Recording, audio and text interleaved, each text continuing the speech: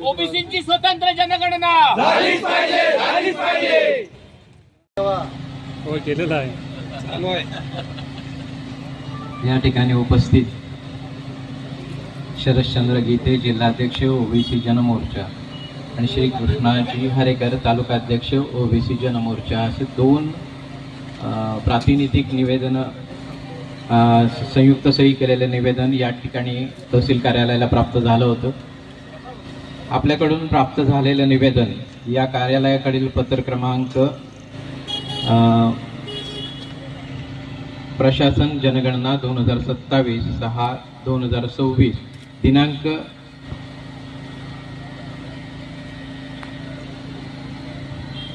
25/5/2026 अन्वये माननीय जिल्हाधिकारी महोदय यांच्याकडे निवेदन सादर करण्यात आलेलं आहे. आणि प्रत्यक्ष आज या ठिकाणी आपण उपस्थित राहून आपला जो उद्रेक या ठिकाणी प्रकट केलेला आहे त्या अनुषंगाने आपल्याला विदित करू इच्छितो की रत्नागिरी जिल्ह्यामध्ये 2027च्या पहिल्या टप्प्याला दिनांक 16 मे 2026 पासून सुरुवात झालेली आहे. आपल्याकडील निवेदनानुसार पहिल्या टप्प्यात जातीनिहाय जनगणना होत नसल्याबाबत आक्षेप घेण्यात आलेला आहे.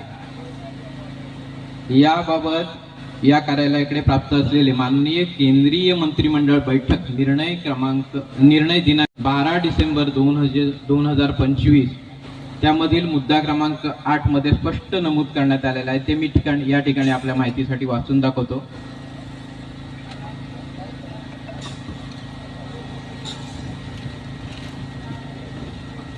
मंत्रिमंडळाच्या राजकीय व्यवहार समितीने 30 एप्रिल 2025 रोजी झालेल्या बैठकीत आगामी जनगणनेत म्हणजे जनगणना 2027 मध्ये जातीची गणना समाविष्ट करण्याचा निर्णय घेतला आहे. आपल्या देशातील प्रचंड सामाजिक आणि लोकसंख्याशास्त्रीय विविधता आणि संबंधित आव्हाने लक्षात घेऊन जनगणना 2027 मध्ये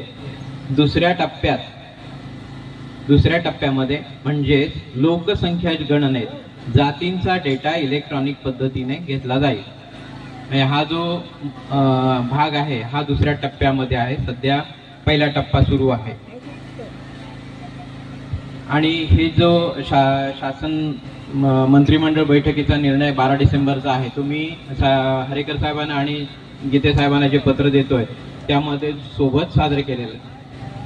तरी आपली जातीय जनगणनेची मागणी 2027च्या दुसऱ्या टप्प्यामध्ये होणार असून ही वस्तुस्थिती विचारात घेऊन पहिला टप्पा घरयादी व घरगणनेला विरोध न करता आपण पूर्ण सहकार्य करावे असे याद्वारे आवाहन करत आहे.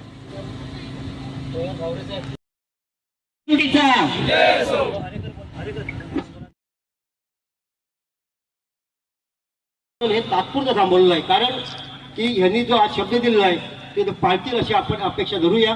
आज ह्या ठिकाणी ही जी मान्यवर मंडळी आलेली आहेत त्याचबरोबर प्रशासनाकडून गोताड साहेब आलेले आहेत, त्याचबरोबर झावरे साहेब सुद्धा आलेले आहेत आणि आमचे सर्व ओबीसीचे पदाधिकारी ह्या ठिकाणी आलेले आहेत. त्यांचं मार्गदर्शन ह्या ठिकाणी झालेलं आहे. आपण सर्वांनी अल्पवर घेतल्याशिवाय कुणीही जाऊ नये ही सर्वांना नम्र विनंती आहे. कारण आज आहे संतोष तराळे साहेबांचा वाढदिवस आहे हे लक्षात ठेवा. तर खरोखरच आपण ज्यांच्या असेल त्या सर्वांना शुभेच्छा देऊया आणि ह्या ठिकाणी आपण आता थोडक्यात आटपूया. आणि हे आंदोलन आपण जरी आज थांबवलं तरी आपापल्या भागामध्ये याचा प्रचार होणं गरजेचं आहे हे मात्र सर्वांनी लक्षात ठेवा. आम्ही आमच्या पद्धतीने फिरत राहू, तुम्ही तुमच्या पद्धतीने फिरत राहू याची विनंती करतो. आणि या ठिकाणी जे अल्पवराची या ठिकाणी मंडळी आपली सोय केलेली आहे आपण त्या ठिकाणी अल्पवर घेऊया अशी विनंती करतो. आणि अल्पभार नाही पोटभर आहे. अल्प म्हटल्यावर जरा कमी खायला लागेल तसं करू नका. प्रशासनाचे म्हणून जिल्हाधिकारी कार्यालय असेल, तहसीलदार कार्यालय देवरुख, त्यातल्या त्यात खास करून तहसीलदार अमृता साबळे मॅडम, गोताड साहेब आणि पोलीस प्रशासनाने जे सहकार्य केलेलं आहे ते फार महत्वाचं आहे. म्हणजे मी त्यांना असं म्हणलं की चला शिष्टमंडळ जातोय आम्हाला बंदोबस्तात घेऊन चला तर नाही म्हणले, तुम्ही जा, तुम्ही सगळे शांततामय मार्गाने.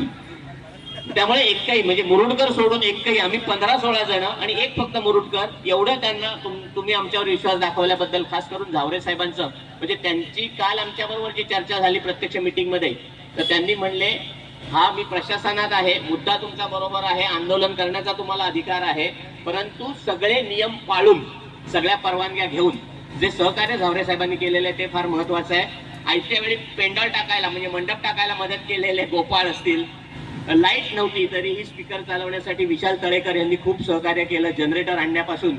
आपण मला माहिती आहे की आमचे बेलारीचे सरपंच संदेश घाग आहेत या ठिकाणी, त्यांनी माणसं आणण्यासाठी मिटिंगा घेण्यासाठी जे सहकार्य केलेलं आहे सर्व विभागात, संगमेश्वर विभाग असेल, देवरुख विभाग असेल, साखरपा विभाग असेल, अनेक जणांची नावं राहून गेलेली आहेत याची मला कल्पना आहे.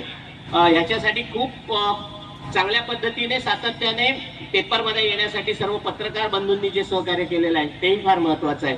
त्या सर्वांचं सहकार्य आपण आज हे आपल्या नेत्यांच्या आदेशानुसार तात्पुरतं आंदोलन स्थगित करतोय, परंतु कुठलीही ह्याच्यामध्ये जर दगाबाजी झाली तर मग उलटे काढूनच आपण आंदोलनामध्ये उतरू.